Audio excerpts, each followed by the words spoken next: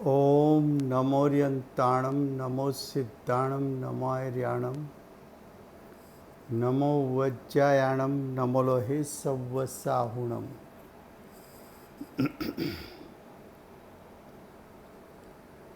मंगलं भगवान् वीरो मंगलं गौतमो गणी मंगलं कुन्दकुन्दार्यो जैनधर्मोऽस्तु मंगलम्। ओंकार बिंदु संयुक्तं नित्यं जायन्ति योगिना कामदं मोक्षदं चैव ओंकाराय नमो नमः। नमः समयसाराय स्वानुभूत्या चकासते चित् स्वभावाय भावाय सर्वभावांतरछिदे।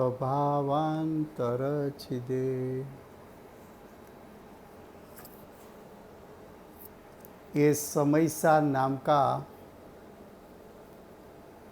परम अध्यात्म शास्त्र है।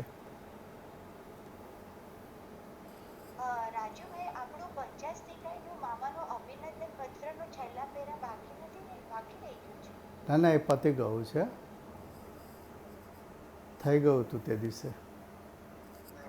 हाँ, ઓકે ઓકે. ये समयसार नाम का परम अध्यात्म शास्त्र है। वर्तमान काल के महासमर्थ आचार्य भगवत कुनकुंदाचार्य देव ने ये शास्त्र की रचना की है। कुनकुंदाचार्य देव भरत क्षेत्र में आज से 2000 साल पहले हो गए। वर्तमान भरत क्षेत्र में आखिरी तीर्थंकर बाल ब्रह्मचारी महावीर भगवान हुए। उसकी परंपरा में केवली और श्रुत केवली हुए। पांचवा श्रुत केवली भद्रबाहु स्वामी हुए और भद्रबाहु स्वामी की परंपरा में एक दूसरे भद्रबाहु स्वामी हुए। उसकी परंपरा में एक गुणधर आचार्य हुए और गुणधर आचार्य की परंपरा में भगवत कुनकुंदाचार्य देव हुए। इस प्रकार महावीर भगवान की परंपरा का उपदेश भगवत कुनकुंदाचार्य देव को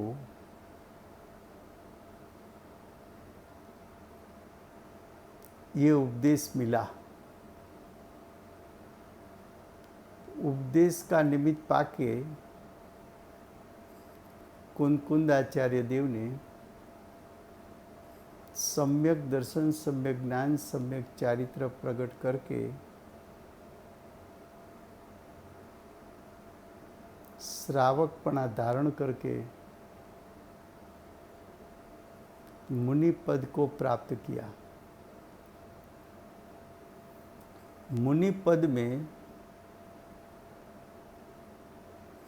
उसने सर्वोत्कृष्ट पद आचार्य पद की प्राप्ति की।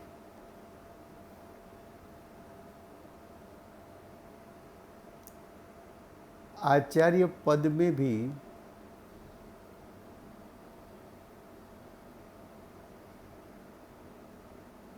छठे सातवें गुणस्थान पर झूलते हुए मुनिराज को, आचार्य को, उसके शुभ भाव के फल में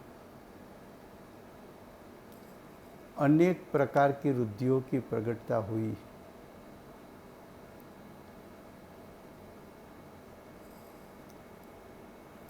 आचार्य भगवान को विकल्प आया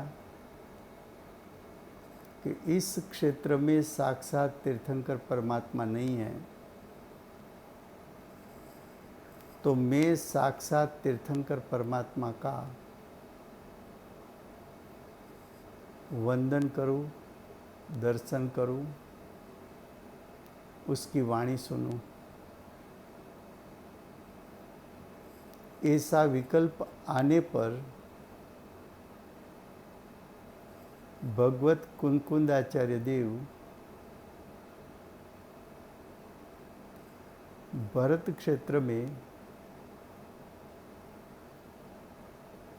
पोनूर हिल पर से सहदे चारण रुद्धि के माध्यम से आकाश गमन करके महाविद्य क्षेत्र में पधारे।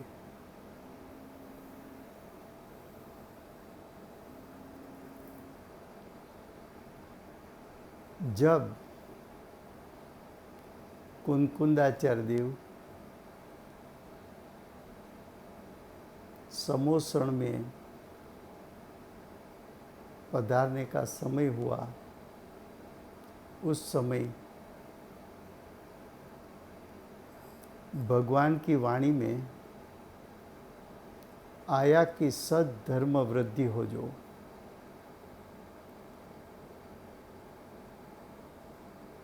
ऐसी बात आने पर समोसण के सभी जीव आश्चर्यचकित हो गए कि भगवान की वाणी में ऐसी बात क्यों आई। इतने में भरत क्षेत्र के आचार्य, जिसकी मुख मुद्रा पर फाट फाट वैराग्य था, नग्न देह था, कोई योगीश्वर जैसा उसका दिखाव था, ऐसे आचार्य भगवान ने समोसरण में आकाश गमन करके प्रवेश किया।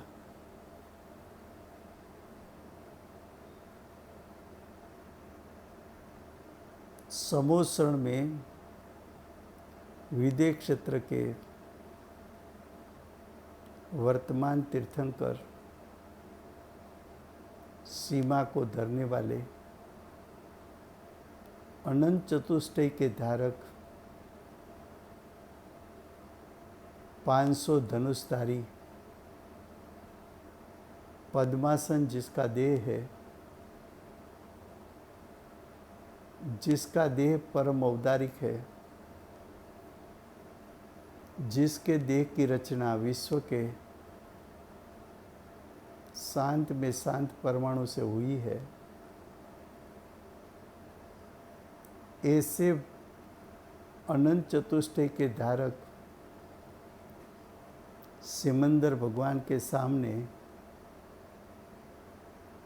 दो हाथ जोड़ के वैराग्यवंत मुद्रा में वंदन करते हुए कुंकुंदाचार्य देव खड़े हुए। तब चक्री को प्रश्न हुआ, यानी चक्रवर्ती को प्रश्न हुआ कि ये इलाचार्य कौन है। तो भगवान की वाणी में आया ये भरत क्षेत्र के महासमर्थ आचार्य है।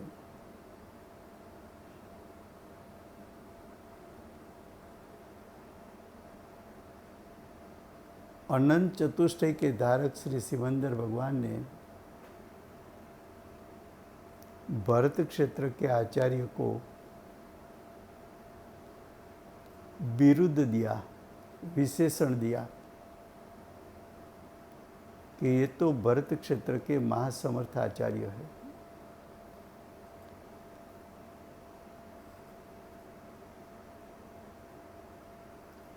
कुंकुंदाचार्य देव ने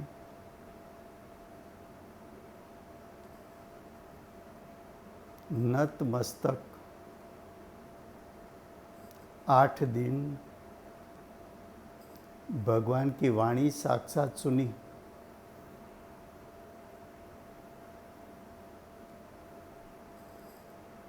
भगवान की वाणी को श्रुत लब्धि के माध्यम से ग्रहण करके हृदय में समा ली।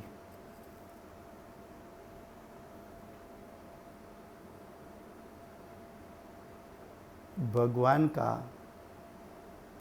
अनंत ज्ञान, अनंत दर्शन, अनंत सुख, अनंत वीर्य का वैभव देखा। भगवान की मधुर वाणी सुनी। भगवान की सभा में केवड़ी श्रुत केवड़ियों उसके झुंड देखे।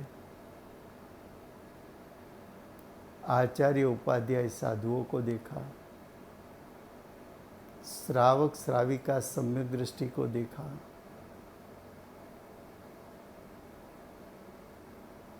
चक्रवर्ती राजाओं को देखा। इंद्रों को देखा। और हमारे पूज्य गुरुदेव फतेहमंद राजकुमार थे, उसको भी देखा।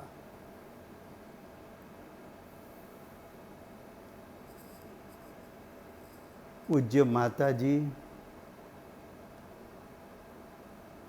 वहाँ सेठिया के पुत्र के रूप में भी देखा।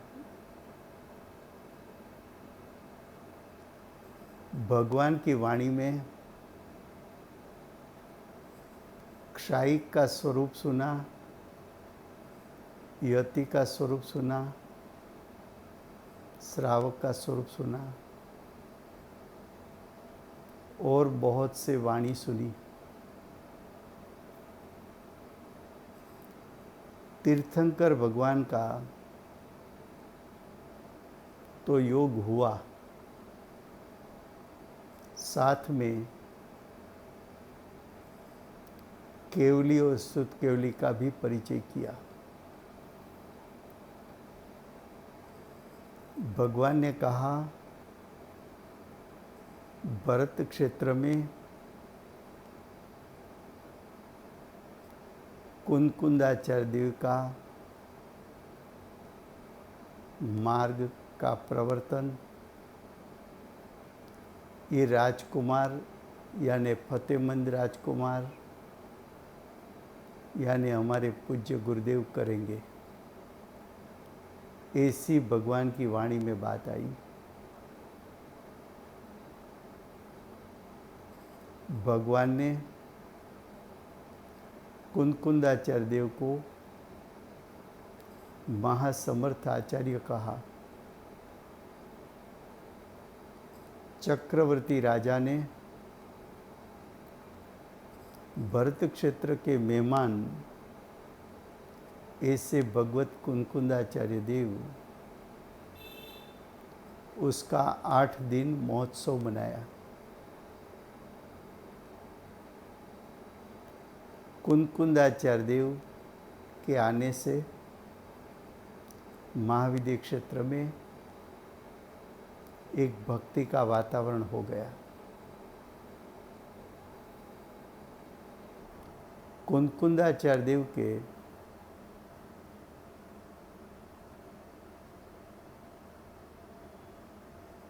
कुंकुंदाचार्य देव के महोत्सव में पूज्य गुरुदेव उसके माता पिता के साथ, उसकी रानी के साथ, उसके सैन्य के साथ रथ में बैठकर, हाथी घोड़ा को साथ में लेकर महोत्सव में पधारे। कुंकुंदाचार्य देव को पूज्य गुरुदेव ने भावपूर्वक वंदन किया।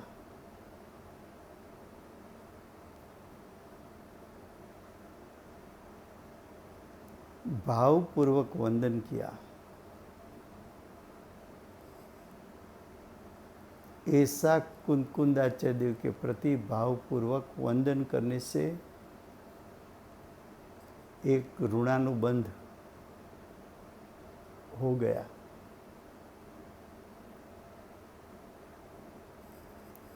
कुंकुंदाचार्य देव ने 8 दिन महाविद्य क्षेत्र में रुककर तीर्थंकर भगवान की वाणी सुनकर, केवड़ी श्रुत केवड़ी की वाणी सुनकर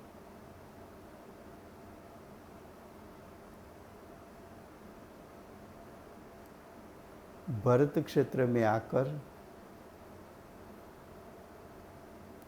भावश्रुत और द्रव्यश्रुत दोनों के धारक ऐसे कुंकुंदाचार्य देव ने भगवान की वाणी को आत्मा के अनुभव के साथ मिलाकर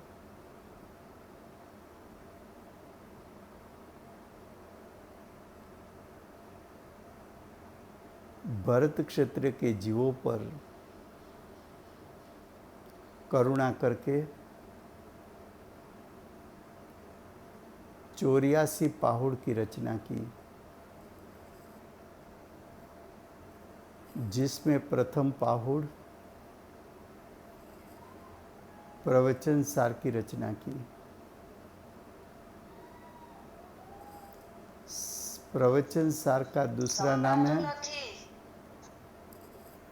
प्रवचन सार का दूसरा नाम है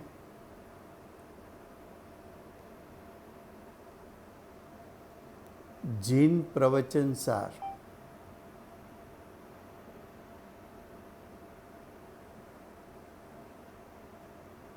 अब सुनने में आता है।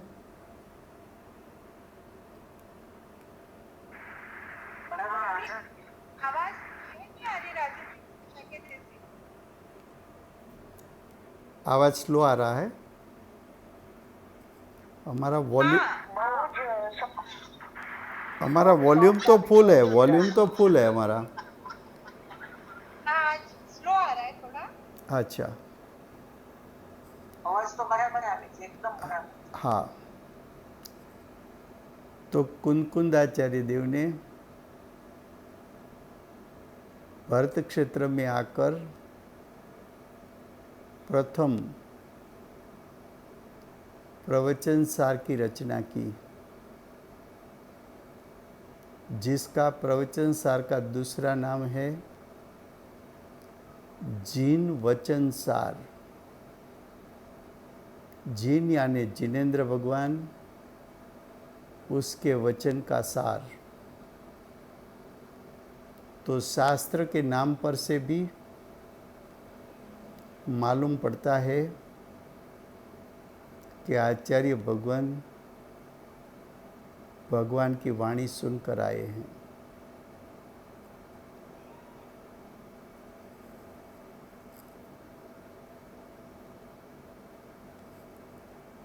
कहीं कहीं स्थानों पर कुंकुंदाचार्य देव महाविद्य क्षेत्र में गए,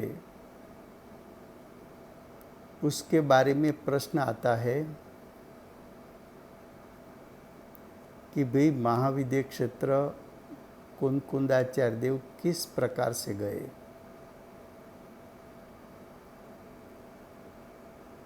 तो महाविद्य क्षेत्र में जाना है तो 3 प्रकार है। प्रथम प्रकार है कि चारण रुद्धि के द्वारा आकाश गमन करके सहदेह महाविद्य क्षेत्र में मनुष्य जा सकते हैं। तो चारण रुद्धि तो सिर्फ अगर होती है तो मुनियों को होती है, सभी मुनियों को नहीं होती।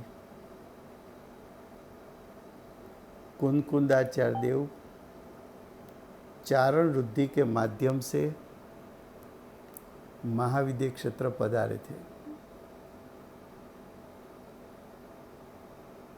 दूसरा प्रकार होता है आहारक शरीर के माध्यम से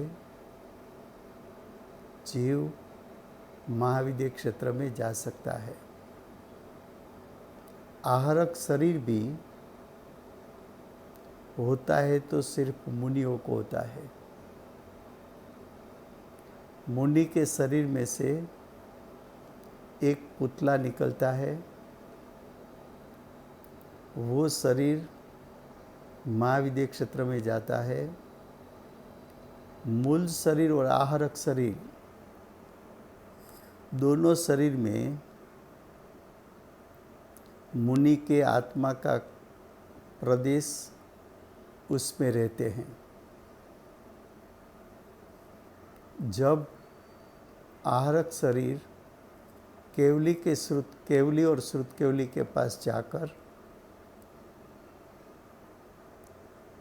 प्रश्न उत्तर करके शंका समाधान करके वापिस आकर मुनि के शरीर में फिर से समा जाता है। ये दूसरा प्रकार होता है। तीसरा प्रकार मुनि के अलावा किसी को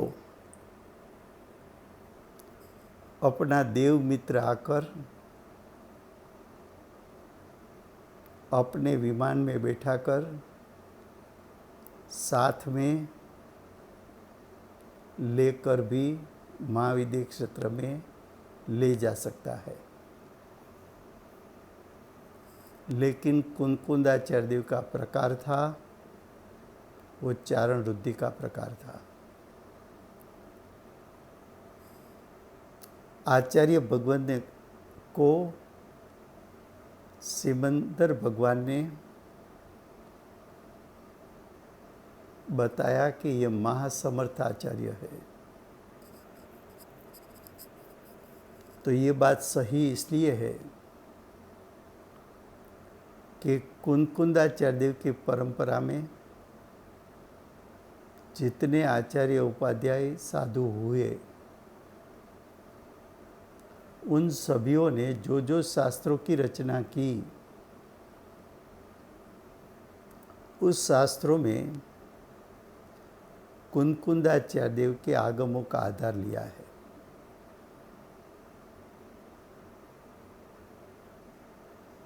और बहुत से ज्ञानियों ने तो ऐसा भी लिखा, आचार्यों ने ऐसा भी लिखा कि कुंदकुंदाचार्य देव महाविद्य क्षेत्र जाकर भगवान की वाणी साथ में नहीं लाते तो हमारे आचार्यों का क्या होता। आज 2000 साल के बाद भी नामधारी भी दिगंबर जैन कुंदकुंदाचार्य देव को मानता है। अगर तत्व संबंधी किसी भी प्रकार का प्रश्न उत्पन्न होता है और कुंदकुंदाचार्य देव के शास्त्र में से उसका आंसर मिल जाता है, तो ये प्रश्न निर्विवाद हो जाता है। तीसरी बात, कुंकुंदाचार्य देव के शास्त्र सिद्धांत शास्त्र है।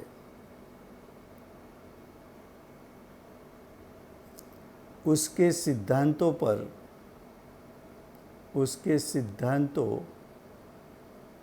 वज्र के स्तंभ है। उसके सिद्धांतों पर जैन धर्म दिगंबर शुद्ध आमनाई वाला जैन धर्म उसके सिद्धांत पर टिक पाया है। ऐसे कुंकुंदाचार्य देव ने 84 पाहुड़ लिखे। उसमें से वर्तमान में समयसार, पंचास्तिकाई, प्रवचनसार, नियमसार और अष्टपाहुड़ विद्यमान हैं।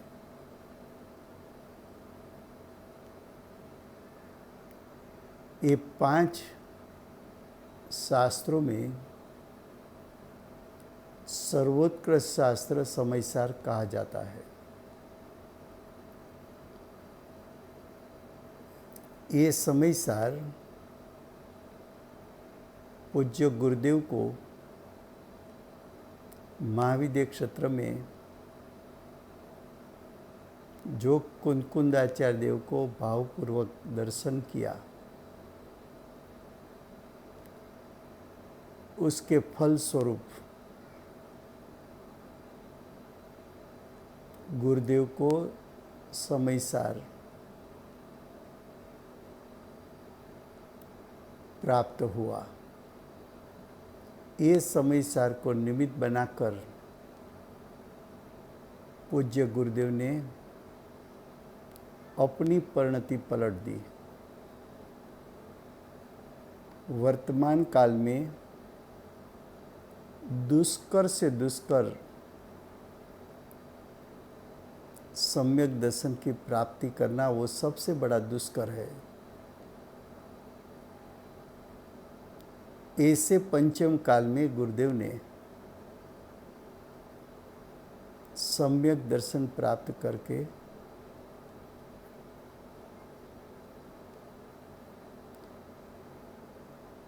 एक आश्चर्य प्रकट कर दिया, एक अचंबा प्रकट कर दिया। वर्तमान काल में भरत क्षेत्र में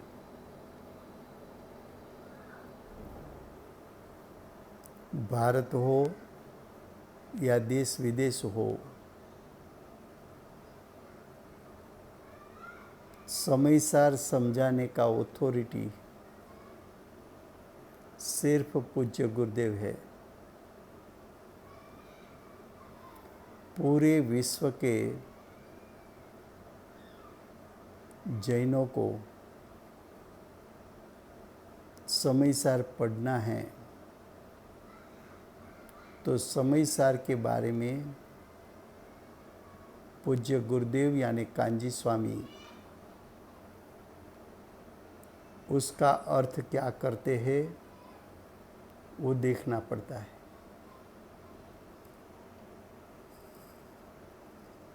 ये समयसार की धुन पूज्य गुरुदेव ने पूरे विश्व में फैला दी।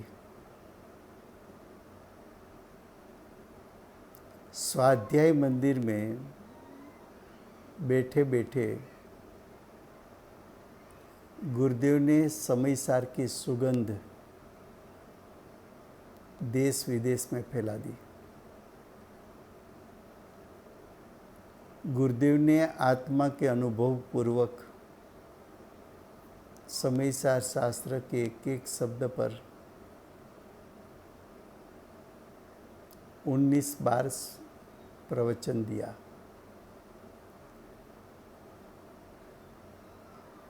समयसार शास्त्र गुरुदेव का आजीवन साथी रहा।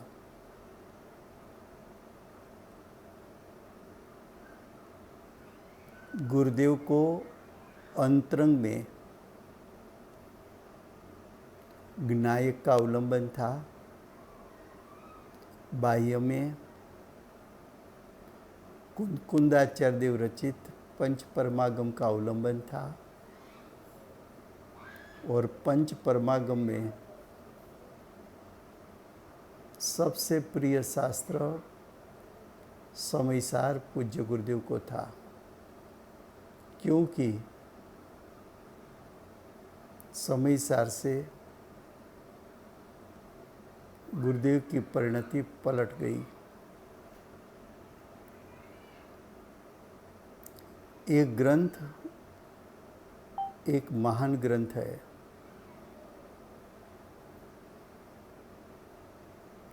विश्व के सभी धर्मों में भी जैन धर्म के, दिगंबर जैन धर्म के आगम सर्वोत्कृष्ट है, और दिगंबर जैन धर्म के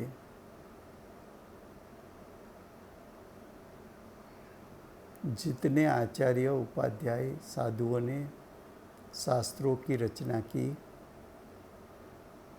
उसमें सर्वोत्कृष्ट शास्त्र समयसार है।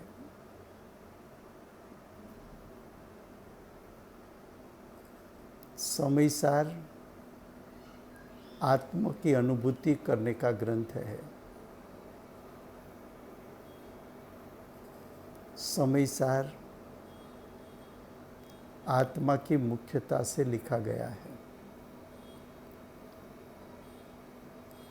समयसार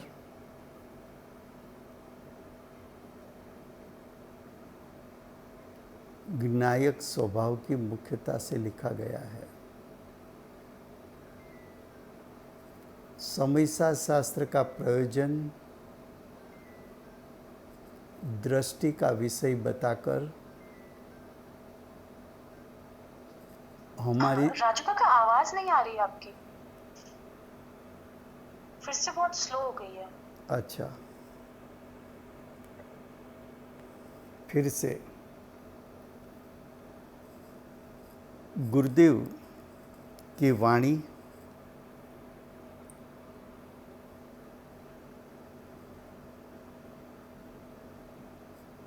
हम बात करते थे कुंदाचार्य देव के बारे में, समयसार के बारे में। समयसार उसका प्रयोजन है जीवों की दृष्टि बाहर से पलटकर ज्ञायक स्वभाव सन्मुख करने का प्रयोजन है।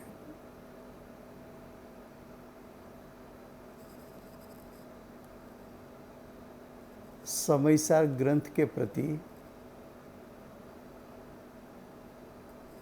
सभी ज्ञानियों को बहुमान होता है। गुरुदेव को समयसार मिला तो गुरुदेव का शब्द निकल चुके कि ये अशरीरी होने का शास्त्र है।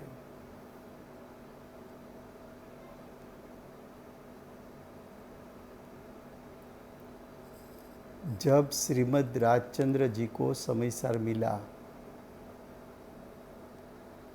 तो उसने थाली में चांदी के सिक्के रखकर उसका बहुमान किया।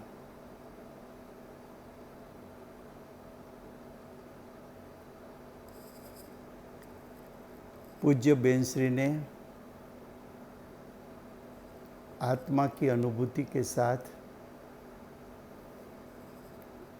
जिनवाणी के स्वरूप में गुरुदेव के शासन में प्रथम जिनवाणी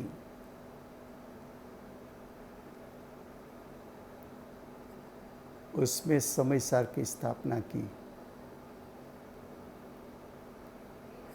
गुरुदेव ने आज्ञा की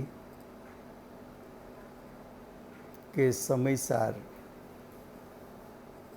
किसके हस्तकमल से विराजमान हो, तो गुरुदेव ने फरमाया कि पूज्य बेंसरी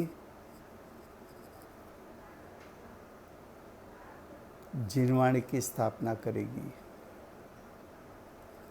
गुरुदेव ने ऐसा क्यों कहा कि समय सार सम्यक दर्शन प्राप्ति का उत्कृष्ट बाह्य निमित्त है।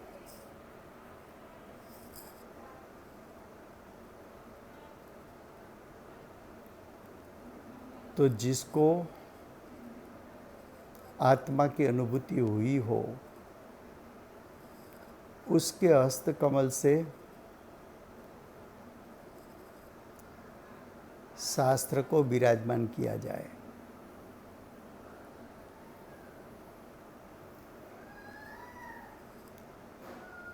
समय सार शास्त्र पूज्य गुरुदेव के कारण हजारों की संख्या में छप चुके हैं। घर घर पर समय सार गुरुदेव के प्रभावना के योग से पहुंचा।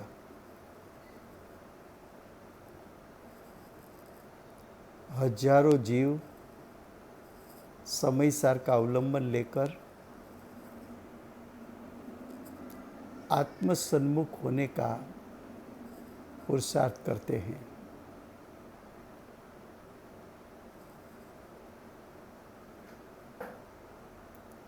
कुंकुंदाचार्य देव छठे सातवें गुणस्थान पर झूलने वाले मुनिराज, मुनि में भी सर्वोत्कृष्ट पद आचार्य पद, आचार्य पद में भी रुद्धिधारी आचार्य, रुद्धिधारी आचार्य ने साक्षात सिमंदर भगवान की वाणी सुनी। ये वाणी को अपनी श्रुत लब्धि में अवधारण किया। वो वाणी को घूट घूट कर पिया, चिंतन किया, मनन किया, आत्मा की अनुभूति के साथ मिलाया।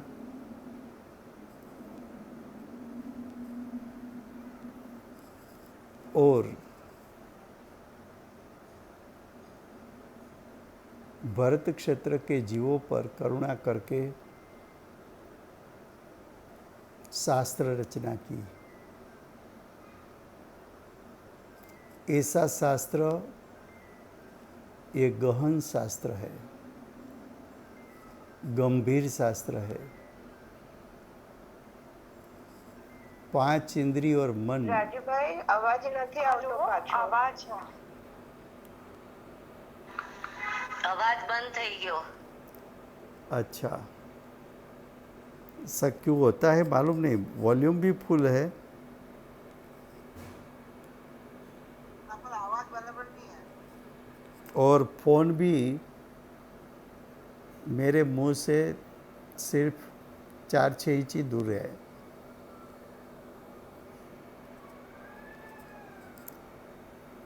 अब देखो,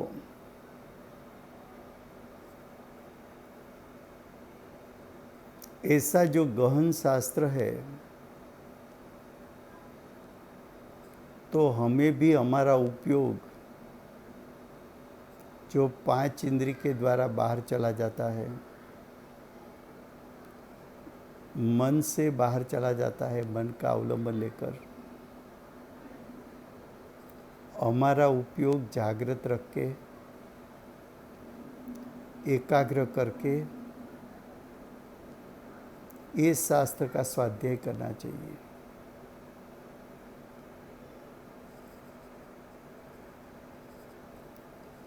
आचार्य भगवान ने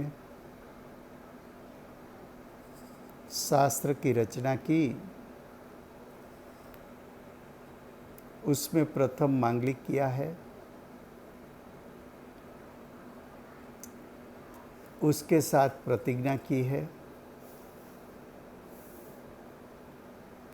उसके साथ प्रथम 12 गाथा तक पीठिका की गाथा है। उसके बाद की 3 गाथा भी मुख्य है। उसके बाद आचार्य भगवान ने विस्तार किया है। मूल ग्रंथ प्राकृत में से संस्कृत हुआ है, संस्कृत में से हिंदी भी हुआ है, और हिंदी में से पूज्य गुरुदेव के पुण्य प्रताप से, पूज्य गुरुदेव की आज्ञा से, बेन श्री के आशीर्वाद से, बेन श्री के बड़े भाई हिम्मत भाई शाह ने उसका गुजराती अनुवाद किया है। एक गुजराती अनुवाद भी, हिंदी में कौन है? हाँ, फिर से हिंदी में।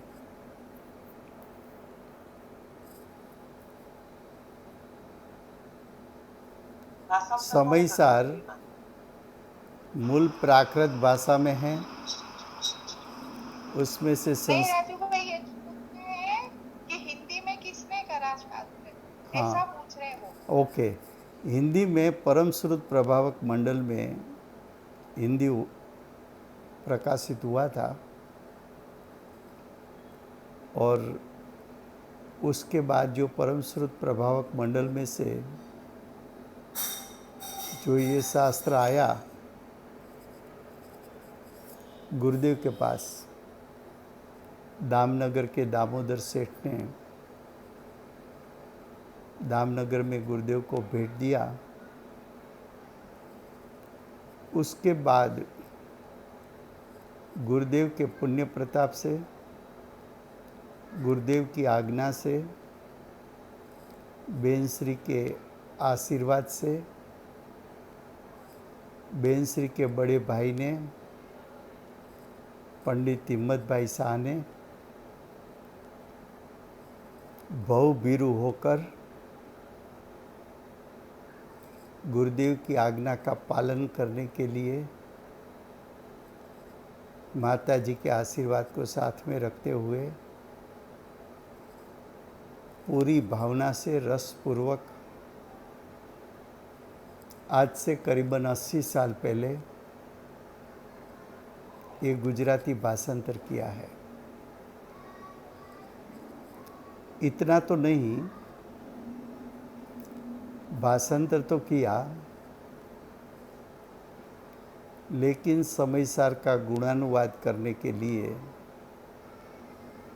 उसने एवरग्रीन समयसार का स्तुति की भी रचना की है।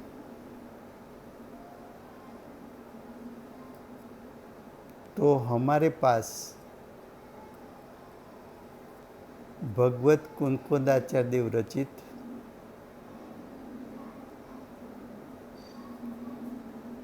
पूज्य गुरुदेव ने आत्मा के अनुभव के साथ इस शास्त्र का भाव बताया।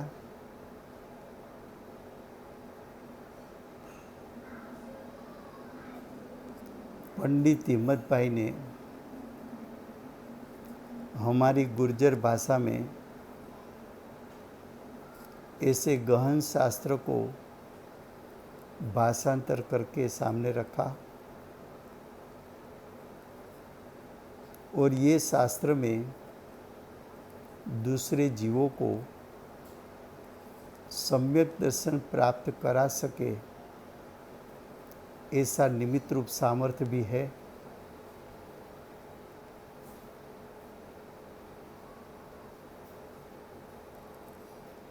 हमारे पास हमारा उपादान भी है, बाह्य में योग्य निमित्त भी है। अगर ये शास्त्र का अभ्यास करने से उपयोगात्मक अभ्यास करने से किसी की भी परिणति पलट सकती है। तो ऐसे गहन शास्त्र को हम सब साथ में मिलकर स्वाध्याय करने की कोशिश करेंगे। ऐसे आचार्य भगवान ने भगवान की वाणी लेकर यहाँ शास्त्र रचना की है। तो हम ऐसा तो नहीं कह पाएंगे कि ये शास्त्र इतना सरल है, और ऐसा भी नहीं है कि वर्तमान के जीवों ने इस शास्त्र की समझने की कोशिश की हो और उसको समझ में ना आया हो, ऐसा भी नहीं है। अगर हम उपयोगात्मक योग्य पुरुषार्थ करके ये शास्त्र समझने की कोशिश करेंगे तो जरूर ये शास्त्र समझ में आएगा। पंचास्तिकाय में हम काफ़ी कह चुके हैं कि आचार्य भगवान उसकी लेखन शैली में 4 प्रकार है। पहले मांगलिक करेंगे, दूसरा प्रतिज्ञा करेंगे, तीसरा संक्षिप्त में कहेंगे, चौथा विस्तार से कहेंगे। यही बात आचार्य भगवान ने समय सार में भी अप्लाई किया है। समय सार की प्रथम गाथा में आचार्य भगवान ने सिद्ध भगवान को वंदन करके सिद्ध भगवान को वंदन किया। उसके बाद कहा कि श्रुत केवली भाषित, श्रुत केवली भाषित यानी श्रुत केवली ने कहा है,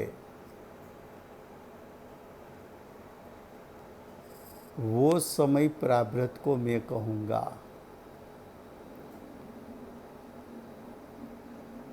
पूज्य बेनश्री ने जाति स्मरण के माध्यम से ऐसा बताया कि महाविद्य क्षेत्र में केवली और श्रुत केवली उसके झुंड थे। तो कुनकुंदाचार्य देव केवली और श्रुत केवली दोनों का महाविद्य क्षेत्र में परिचय करके आए हैं। और श्रुत केवली ने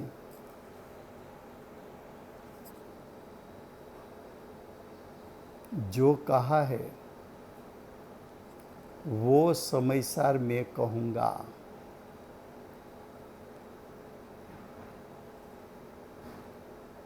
तो आचार्य भगवान ने समय सार कहने की प्रतिज्ञा की है।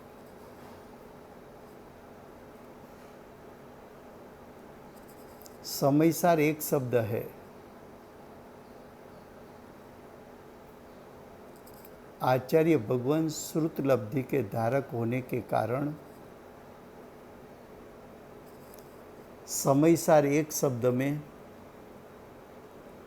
संक्षिप्त में पूरा समय सार को समा दिया है। फिर से आचार्य भगवान ने मांगलिक में सिद्ध भगवान को वंदन किया।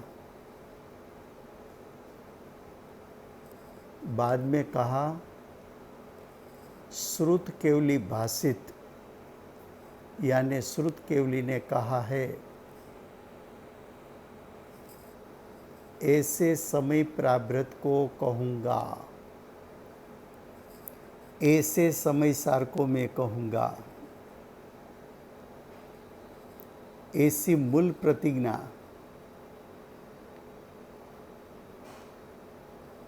आचार्य भगवान ने की। ये समय सार एक शब्द में पूरा शास्त्र यानी 9 अधिकार 415 गाथा एक शब्द में समाई। एक शब्द के अंदर कितना आ गया? 9 अधिकार। जीव जीव अधिकार, कर्ता कर्म अधिकार, पुण्य पाप अधिकार, आश्रव अधिकार, संवर अधिकार, निजरा अधिकार, बंध अधिकार, मोक्ष अधिकार और सर्व विशुद्ध ज्ञान अधिकार। 9 अधिकार एक समयसार शब्द में समाया हुआ है। गाथा की बात करें तो टोटल 415 गाथा है।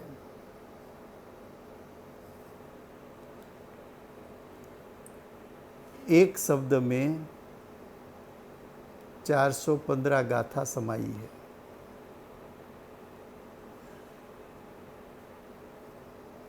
देखो उसकी लेखन शैली का प्रकार देखो। आपको कोई जीव ऐसा नहीं मिलेगा वर्तमान में एक शब्द में इतना बड़ा ग्रंथ को समा सके। ऐसी किसी के पास अच्छे अच्छे लेखक को लाओ, जो वर्ड बेस्ड कहलाते हैं उसको लाओ।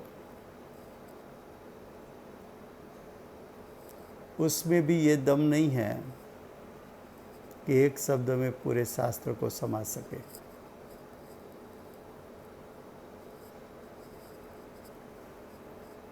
आचार्य भगवान समयसार शब्द को खोलेंगे और जब शब्द खुलता जाएगा तो उसमें से 9 अधिकार 415 गाथा बनेगी। ये बात अगर आपको समझ में आई, समयसार शब्द का अर्थ समझ में आया और समयसार शब्द में से किस प्रकार से 9 अधिकार खुलते हैं, अगर वो समझ में आया तो समयसार सरल है।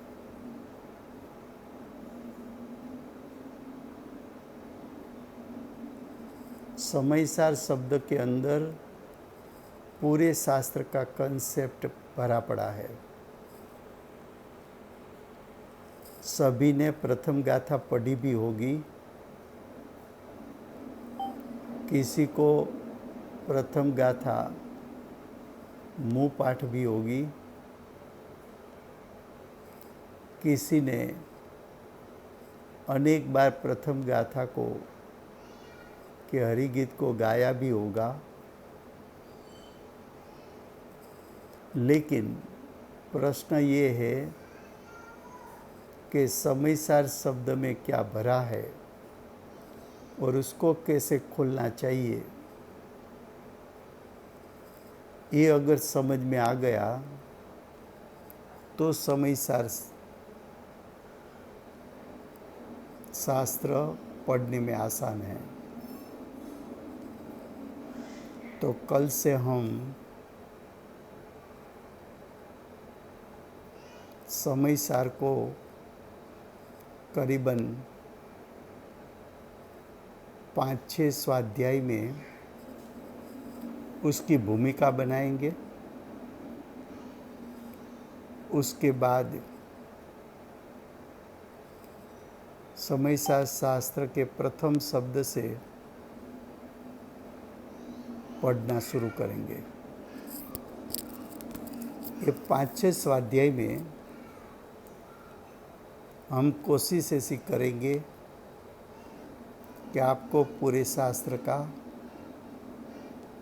कंसेप्ट समझ में आ जाए, तो उसके बाद शास्त्र थोड़ा आसान हो सकता है। गुरुदेव ने आत्मा के अनुभव पूर्वक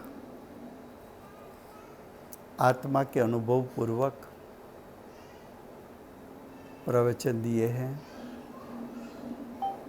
गुरुदेव ने जो प्रवचन दिए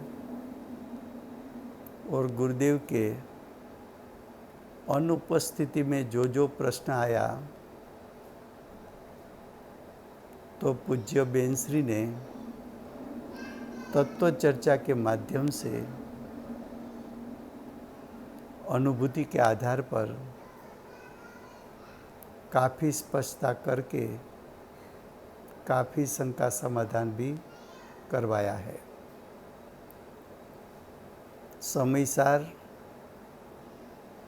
वास्तव में गुरुदेव के पास सुनना चाहिए। लोग कहते हैं कि गुरुदेव का प्रवचन हमें समझ में नहीं आता है। उसका एक कारण ये है कि समयसार पढ़ने के लिए हमें जो पर्सनली होमवर्क करना चाहिए, इतना होमवर्क कभी कभी हमारा नहीं होता, तो गुरुदेव को समझने में थोड़ा मुश्किल लगता है। दूसरा कारण ये है कि कुछ बेसिक बात उसकी तैयारी आपको पहले करनी पड़ती है। तो गुरुदेव ने जो प्रवचन दिए हैं, सबसे अच्छे शिक्षक हो तो गुरुदेव है। आप समय से सामने रखिए, गुरुदेव का प्रवचन सुनिए और गुरुदेव एक एक शब्द का अर्थ कैसे करते हैं और कितना रसपूर्वक करते हैं। और आप गुरुदेव का समयसार का कोई भी प्रवचन सुनो तो गुरुदेव हर गाथा में, हर अधिकार में आपको ज्ञायक तक ले जाएंगे और ज्ञायक का अवलंबन लेकर जो स्वानुभूति होती है, वो स्वानुभूति का भी और ज्ञायक का भी गुरुदेव रसपूर्वक वर्णन करते हैं। तो ऐसा समयसार हम कल से शुरू करेंगे। आज हमने ये सब बात इसलिए बताई कि कोई भी शास्त्र हम पढ़ना शुरू करें तो ये शास्त्र, उसका मूल स्रोत सिमंदर भगवान है, कुंदकुंदाचार्य देव हैं और समयसार का भाव समझाने वाले गुरुदेव हैं। और तत्व चर्चा के माध्यम से माताजी ने भी बहुत सी स्पष्टता की है। तो उन सभी को याद करके, उसके उपकार को याद करके शास्त्र पढ़ना शुरू करना चाहिए। तो ये बात हमने, किसी को लगे कि भाई हमने पहले भी ये बात सब आपके पास सुनी है, तो फिर से आपने ये बात सब क्यों बताई, तो कि जितनी बार जो कोई भी शास्त्र आप शुरू करो, उसके पहले उन सभी को याद करके, उसको वंदन करके इस शास्त्र का अभ्यास शुरू करना चाहिए।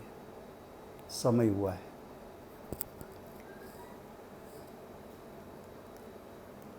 जय कोण बोलावे छे? બોલાવું જય? हाँ,